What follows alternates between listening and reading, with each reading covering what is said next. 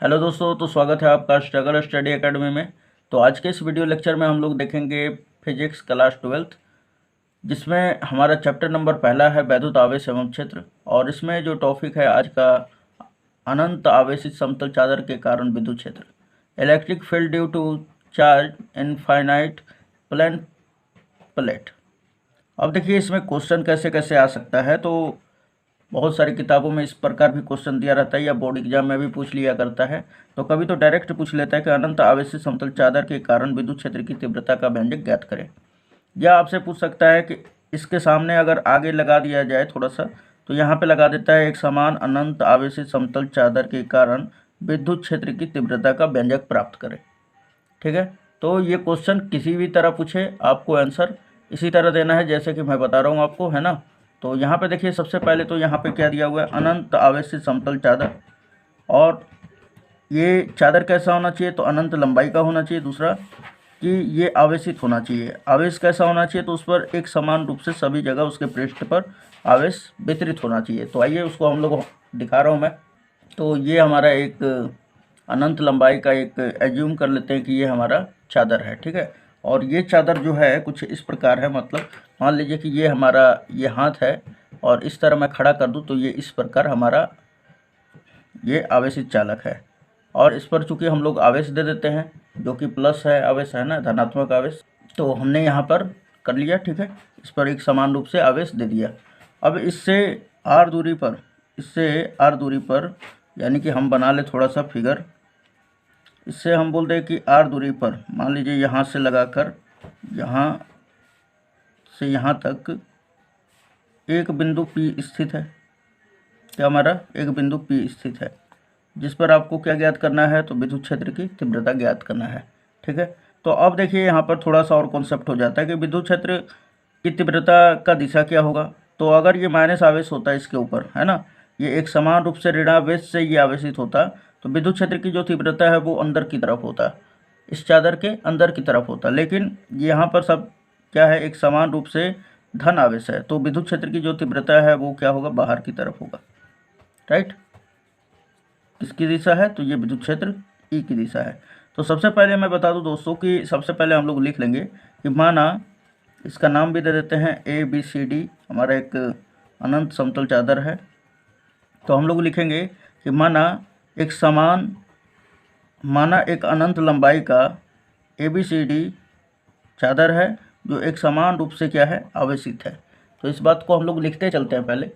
तो हमने यहाँ पे लिखा कि माना एक समान आवेशित समतल चादर ABCD है जिसके आवेश का पृष्ठ घनत्व। अब हम इसके आवेश का पृष्ठ घनत्व को समझ लेते हैं कि आवेश का पृष्ठ घनत्व क्या होता है दोस्तों। तो आप जानते हैं ना, जिसे हम लोग सिग्मा से सूचित करते हैं। सिग्मा बराबर होता है Q बटा में यस, या A कह लें हम लोग, है ना। तो कहने का मतलब है कि इसके एकांक भाग में, एकांक पृष्ठ क्षेत्रफल में उपस्थित आवेश को क्या कह देते हैं हम लोग, तो यहाँ पे लिखा हुआ है पृष्ठ आवेश घनत्व कह देते हैं ना। क्या कह देते हैं हम लोग, पृष्ठ घनत्व कह देते हैं, जिसे हम लोग सिग्मा से सूचित करते हैं।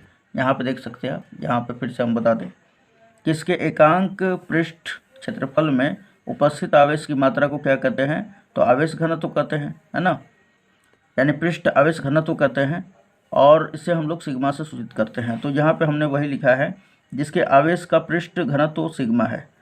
अब नेक्स्ट इसमें जो है पॉइंट कि इस चादर से, यहाँ पे लिखेंगे कि इस चादर से, ये जो दिया हुआ है चादर, इस चादर से r दूरी पर एक बिंदु क्या है, P स्थित है ना। तो वही बात हमने लिखा, और जिस पर हम लोगों को विद्युत क्षेत्र की तीव्रता E का मान ज्ञात करना है। यहीं पे बोला है ना आपसे, क्या बोला है कि अनंत आवेशित समतल चादर के कारण विद्युत क्षेत्र की तीव्रता। तो हमने बोला कि माना एक समान आवेशित जो है समतल चादर ABCD है, ठीक, जिसके आवेश का पृष्ठ घनत्व क्या है, तो सिग्मा है। अब इस चादर से r दूरी पर एक बिंदु P स्थित है जिस पर विद्युत क्षेत्र की तीव्रता E ज्ञात करना है ना। तो वही हमने यहाँ पर लिख दिया, देख सकते हैं आप। तो इस चादर से r दूरी पर, यह हमारा चादर है, और इससे r दूरी पर हमारा क्या है, तो एक बिंदु P स्थित है ना। और इस पर हम लोगों को क्या ज्ञात करना है, विद्युत क्षेत्र की तीव्रता। अब ध्यान दीजिएगा कि यहाँ पर जो हम लोगों को कहते हैं कि यहाँ पे अगर तीव्रता ज्ञात करना है तो आपको मैं बता रहा हूँ कि ये जो है गॉसियन पृष्ठ का गॉस के नियम का या प्रमेय का हमारा ये अनुप्रयोग नंबर 3 है। तो अगर आपको अनंत आवेशित समतल चादर के कारण विद्युत क्षेत्र की तीव्रता अगर ज्ञात करना है तो यहाँ पे गॉस का नियम तो लगाना पड़ेगा। और गॉस का नियम कब लगता है? तो एक बंद पृष्ठ के लिए, या हाँ बंद पृष्ठ के लिए, जो कि एक गॉसियन पृष्ठ की तरह हमारा कार्य करे। तो हम क्या करेंगे, इससे एक हम लोग यहाँ पे एक अक्ष ले लेंगे। मान लीजिए कि ये P बिंदु है और इधर की तरफ हम लोग एक P डैश बिंदु एज्यूम कर लेते हैं, P डैश, और हम एक गॉसियन पृष्ठ का रचना करेंगे जो कि एक बेलन के आकार का होगा, है ना। तो आइए हम लोग कर लेते हैं। तो यहाँ पर हम लोग कर लेंगे, तो इसको बना लीजिए पहले आप। ये हमारा बन गया, इस तरह हम लोग बना लेंगे, ठीक है। और उसके बाद इसको मिला लेंगे, ये हमारा मिल गया। तो ये हमने एक, कह दें कि एक हमने गॉसियन पृष्ठ का क्या कर लिया, रचना कर दिया या कल्पना किया हमने कि इससे होकर आर पार गुजर रहा है। तो आइए इस बात को भी लिख लेते हैं, जो कि यहाँ पे फिगर में अच्छी तरह से हमने बना रखा है, देख सकते हैं आप, है ना। P जिसका हम लोग एक हमने क्या किया कि विद्युत क्षेत्र की तीव्रता E का मान ज्ञात करने के लिए इस समतल चादर से आर पार एक हम एज्यूम कर रहे हैं, यानी कल्पना कर रहे हैं कि इसके आर पार एक बेलन है ना, जो कि किसका काम कर रहा है? तो गॉसियन पृष्ठ का कार्य कर रहा है। अब देखा जाए तो ये विद्युत क्षेत्र है और इसका 3 पृष्ठ हो जाएगा, है ना। तो सबसे पहले यहाँ पर लिख लेते हैं हम लोग। तो इस चादर के आर पार एक बेलनाकार गॉसियन पृष्ठ की कल्पना करते हैं जिसकी अक्ष PP डैश है ना। ये हमने क्या किया, तो एक गॉसियन पृष्ठ का रचना कर लिया जो कि एक बेलनाकार है और इसका अक्ष क्या है, तो P डैश, और ये है P, है ना। अब देखिए यहाँ पर कि चूंकि विद्युत क्षेत्र और बेलनाकार भाग वक्र पृष्ठ एक दूसरे के समांतर है, यहाँ पे ध्यान दीजिएगा थोड़ा सा। अब हमें ज्ञात करना है क्या, कि विद्युत क्षेत्र की तीव्रता ज्ञात करना है। तो उससे पहले अगर हम लोग थोड़ा सा देखें, यहाँ पर ध्यान से देखिएगा आप। तो यहाँ पे मैं थोड़ा सा और जूम आउट कर लूँ, यहाँ पे ध्यान दीजिएगा। तो यहाँ पर मैं पूछूं कि इस गॉसियन पृष्ठ में कितने पृष्ठ हैं कुल, तो आप बताएंगे कि सर एक तो ये वृत्ताकार भाग है जिसका हम लोग यस कह सकते हैं, और इसी पृष्ठ के बराबर ये वाला भी वृत्ताकार भाग होगा, तो यानी कि इसका भी पृष्ठ क्या होगा, यस, क्योंकि ये दोनों पृष्ठ क्षेत्रफल क्या होगा, आपस में बराबर होगा ना। तो इसलिए हमने इसका भी पृष्ठ क्षेत्रफल यस मान लिया और इसका भी यस।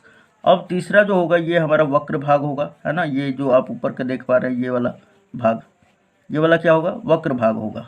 तो वक्र भाग को हम लोग C कह दें, है ना, यानी कर्व सरफेस एरिया। तो ये यहाँ पर देखा जाए थोड़ा सा, तो हमारा विद्युत क्षेत्र की दिशा किधर है, तो हम बोलते हैं कि विद्युत क्षेत्र की दिशा तो इसी तरह है। मैं आपको ब्लैक पेन से बताऊँ थोड़ा सा, मैं आपको, ये बेलन हमारा हो गया, है ना, ये हमारा बेलन हो गया मान लीजिए। तो कहने का मतलब है यहाँ पर कि हमारा विद्युत क्षेत्र की दिशा ये है, राइट। और ये जो है इसका पृष्ठ, वक्र पृष्ठ जो भाग है ये वाला दिखाई दे रहा होगा आपको, ये वाला भाग, ये भी क्या है, इसके समांतर है। तो इसका एरिया वेक्टर किधर के डायरेक्शन में होगा, ऊपर के डायरेक्शन में। और ये E कम है, यानी कि ये विद्युत क्षेत्र की दिशा है और यहाँ पर इस वक्र भाग के हमारा एरिया वेक्टर का है दिशा। तो इन दोनों के बीच का कोण क्या बन गया, 90 डिग्री। तो कहने का मतलब मैं पूछूं कि इसके वक्र भाग से गुजरने वाला कुल विद्युत फ्लक्स क्या हो जाएगा। तो आप जानते हैं कि फाई बराबर क्या होता है, फाई बराबर ES cos थीटा, ES और cos थीटा की जगह पे क्या रखेंगे, 90 डिग्री। अब बताइए कि 90 डिग्री का मान कितना होता है, cos 90 डिग्री का मान 0। 0 का गुणा इन सभी में करूँगा तो क्या आ जाएगा, पोर्शन, तो 0 आ जाएगा ना। तो यानी कहने का मतलब वही यहाँ पे हमने लिखा है कि चूँकि विद्युत क्षेत्र और बेलनाकार भाग का वक्र पृष्ठ एक दूसरे के समांतर है। अब यहाँ पे देखा जाए तो विद्युत क्षेत्र की दिशा क्या है, तो इधर के डायरेक्शन में है, और ये हमारा वक्र भाग का जो पृष्ठ क्षेत्रफल है ये भी क्या है, तो इसके क्या है, समांतर है। समांतर है कौन, तो इसका वक्र पृष्ठ भाग है, इसका एरिया वेक्टर तो लंबवत होगा, है ना। ये जब समांतर रहेगा इसके, तो इसका एरिया वेक्टर क्या होगा, लंबवत होगा। इसलिए इन दोनों के बीच का कोण जो है 90 डिग्री होने के कारण इसमें जो विद्युत फ्लक्सों की संख्या होगी, यानी गुजरने वाला विद्युत फ्लक्स, वो क्या हो जाएगा, तो 0 हो जाएगा। तो हमने वही लिख दिया फाई सी का मतलब, यहाँ पे देखिए, सॉरी यहाँ पे थोड़ा सा ये मैं फिर से पढ़ दे रहा हूँ। तो यहाँ पे देखिए जूम करके कि चूंकि विद्युत क्षेत्र और बेलनाकार भाग का वक्र पृष्ठ एक दूसरे के समांतर है ना। ये वाला क्या है, तो ये वक्र पृष्ठ है और ये क्या है, इसका एरिया वेक्टर है और ये विद्युत क्षेत्र है। तो यहाँ पे देखा जाए तो ये वाला वक्र भाग जो है इसके समांतर है।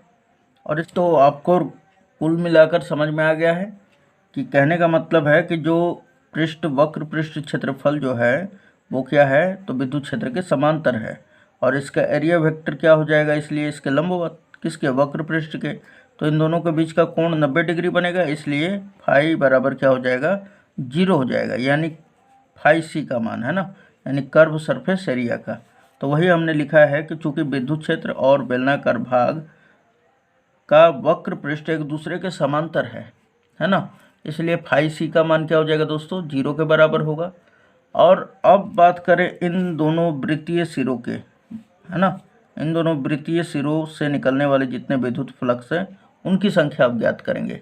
तो फिगर हमने तो यहाँ पे बढ़िया से बना रखा है, ठीक है। अगर आपको उतारना होगा तो उतार सकते हैं, कोई दिक्कत नहीं है, ठीक है। और मैं लास्ट में आपको स्क्रीनशॉट दे दूंगा और वहाँ से आप कंप्लीट कर सकते हैं। यहाँ पे देखिए अब, तो हमने लिखा कि तब बेलन के दोनों वृत्ताकार भाग से निकलने वाला विद्युत फ्लक्स, यहाँ पे आप देख सकते हैं निकलने वाला विद्युत फ्लक्स। तो यहाँ पे देखिए, तो एक ये है और एक ये है, और दोनों का हमने बोला कि पृष्ठ क्षेत्रफल जो है यस मान लेना है ना। तो फिर क्या हो जाएगा, तो विद्युत फ्लक्स यानी कि हम कह दें कि phi E is equal to यहाँ पी बिंदु से निकलने वाले विद्युत फ्लक्स, तो हमने लिखा फाई पी प्लस यहाँ ये पी डैश से निकलने वाला विद्युत फ्लक्स, तो इसको बोला हमने प्लस फाई पी डैश। चलिए इतना हो गया। तो हम बोले कि फाई पी का विद्युत फ्लक्स। अब यहाँ पे थोड़ा सा देख लिया जाए, तो यहाँ पे देखिए इस फिगर में, तो यहाँ पे देखा जाए तो ये विद्युत क्षेत्र की दिशा है ई, और ये हमारा पृष्ठ क्षेत्रफल है एस। इसका एरिया वेक्टर क्या होगा, इसके लंबवत होगा ना। तो इन दोनों का बीच का कोण क्या है, ये दोनों एक दूसरे के समांतर है, तो इन दोनों के बीच का कोण क्या हो जाएगा, 0 डिग्री। तो यानी कॉस 0 डिग्री आ जाएगा ना। तो मैं बोलूँ यहाँ पे कि इसका भी फॉर्मूला क्या होगा, एस कॉस थीटा, थीटा की जगह पे क्या आएगा, 0 डिग्री। उसी तरह जो है यहाँ पे भी तो वृत्तीय सिरा है, तो इसका भी पृष्ठीय क्षेत्रफल क्या होगा, यस। और ये दोनों भी एक दूसरे के, यानी कि इसका एरिया वेक्टर ds जो है और विद्युत क्षेत्र, ये दोनों एक दूसरे के समांतर होगा, राइट। तो कोण क्या बनेगा, 0। तो यहाँ पे हमने वही लिख दिया यहाँ पर कि एस कॉस 0 डिग्री, है ना। क्योंकि दोनों का क्षेत्रफल बराबर है, इसलिए दोनों का विद्युत फ्लक्स, जो निकलने वाली संख्या विद्युत फ्लक्सों की, वो भी क्या हो जाएगा, समान ही होगा।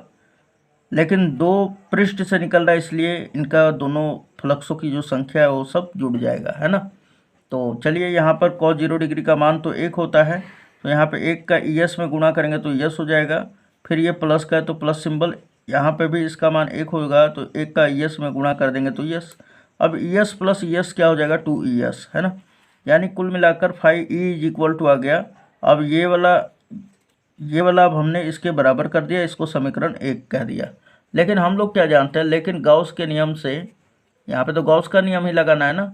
तो phi E is equal to, यानी कि हम बोलते हैं कि किसी बंद पृष्ठ से गुजरने वाला कुल विद्युत फ्लक्स, उसमें उपस्थित आवेश का 1/ε0 गुना होता है। ये किसने कहा था, तो गॉस ने कहा था, है ना, अपने नियम में।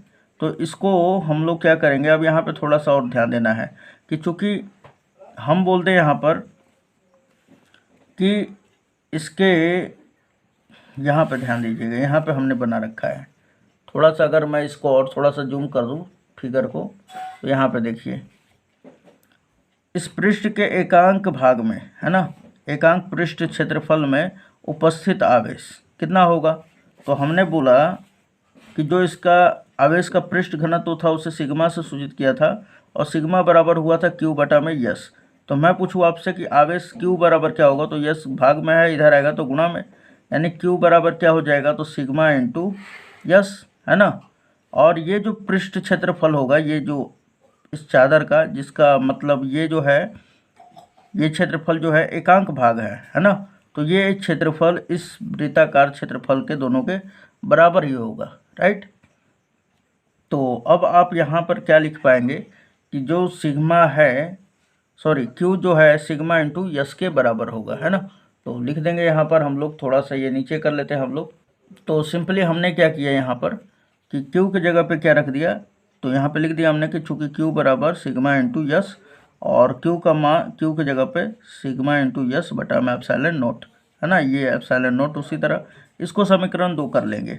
अब देखा जाए तो ये वाला इसके बराबर, तो हम बोल सकते हैं कि समीकरण 1 और 2 से ये RHS जो है RHS के बराबर होगा। क्यों? क्योंकि LHS LHS के बराबर है, यानी 2ES जो है बराबर होगा सिग्मा यस बटा में एप्सिलॉन नॉट के, जो कि आप देख सकते हैं यहाँ पे हमने लिख दिया समीकरण 1 व 2 से 2ES is equal to sigma S upon epsilon naught. हमें तो विद्युत क्षेत्र E का मान ज्ञात करना है, तो यहाँ पे देखिए ध्यान से, तो यहाँ पे यस जो है यस से कट जाएगा ना, अब ये भाग गुणा में इधर आएगा तो भाग में हो जाएगा, इसलिए कट जा रहा है ना। चलिए, तो अब 2 को इधर भेज देते हैं, तो क्या हो जाएगा सिग्मा बटा में 2 एप्सिलॉन नॉट, यानी E बराबर क्या हो जाएगा सिग्मा अपॉन 2 एप्सिलॉन नॉट। और विद्युत क्षेत्र E का तीव्रता का जो SI मात्रक होता है न्यूटन प्रति कूलम होता है, और इसे आप इस SI मात्रक को जरूर याद कीजिएगा, ठीक है ना, कि विद्युत क्षेत्र की SI मात्रक क्या होता है, तो न्यूटन प्रति कूलम। तो इसको मत भूलिएगा, इसको लिखना जरूरी है। अब बोल रहे हैं हम कि मान लीजिए कि अब यदि माध्यम के रूप में वायु या निर्वात छोड़कर पारावैद्युतांक हो, है ना, यानी के हो, तब फिर क्या हो जाएगा, सिंपली यहाँ पे के रख देना है ना। तो ई बराबर क्या हो जाएगा सिग्मा बटा में 2 के एप्सिलॉन नॉट न्यूटन प्रति कूलम, राइट। अब ध्यान दीजिएगा दोस्तों कि यहाँ पर थोड़ा सा अगर इस पर ध्यान दिया जाए तो इसमें दूरी है क्या, आर है नहीं, तो यानी कि जो विद्युत क्षेत्र की तीव्रता है, अगर मान लीजिए कि अनंत समतल चादर है जो कि एक समान रूप से आवेशित है, तो वह जो उससे निकलने वाली विद्युत क्षेत्र की तीव्रता है वो दूरी पर निर्भर नहीं करेगा, है ना। और ये कब तक सत्य होगा, जब अनंत समतल चादर हो, यानी कि जो दूरी है वो चादर के तुलना में नगण्य हो। मान लीजिए बहुत कम दूरी हो, है ना, तो उसमें दूरी पर ये निर्भर, जो निकलने वाला विद्युत क्षेत्र होगा वो दूरी पर निर्भर नहीं करेगा, राइट। तो उम्मीद है ये वीडियो आपको अच्छा लगा होगा, और अगर अच्छा लगता है तो अपने दोस्तों में ज़रूर शेयर करें। मिलते हैं नेक्स्ट वीडियो में, धन्यवाद। यदि वीडियो पसंद आया हो तो चैनल को लाइक करें और बेल आइकन को दबाना ना भूलें और कमेंट करके बताएं।